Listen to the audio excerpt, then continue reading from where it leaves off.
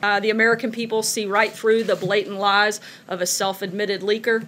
This is nothing more than a poorly executed PR stunt by Comey to desperately rehabilitate his tattered reputation and enrich his own bank account by peddling a book that belongs in the bargain bin of the fiction section instead of being remembered as a dedicated servant in the pursuit of justice. Like so many of his other colleagues at the FBI, Comey will be forever known as a disgraced partisan hack that broke his sacred trust with the President of the United States, the dedicated agents of the FBI, and the American people he vowed to faithfully serve. One of the President's greatest achievements will go down as firing Director James Comey. Today at the Summit of Americas in Lima, Peru, Comey's higher loyalty is pretty clear that it's only to himself. I don't think we're surprised by the fact that James Comey continues to spread false information. The guy's known to be a liar and a leaker, and so there's not a lot about James Comey that we would find to be very surprising. Not at all. The American people see right through the... I think it's very clear that Comey has a credibility problem. The other thing is clear, this is one of the few issues in Washington that both Democrats and Republicans agree on. He's been criticized by the legal community for leaking sensitive information, and organizations promoting good government found Comey's leaking grounds for firing.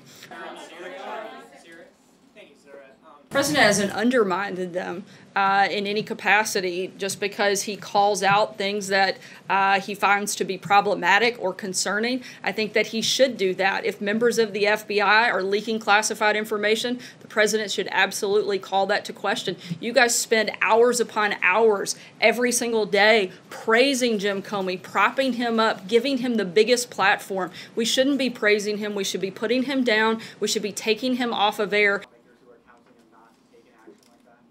I haven't seen the full report, but it sounds like two peas in the pod with McCabe and Comey. McCabe was fired in disgrace for misconduct and lying about it. Beyond that, I don't have anything at this point. As with a number of issues, the President... Not at all. One thing has nothing to do with the other, and every case should be reviewed on their own merits.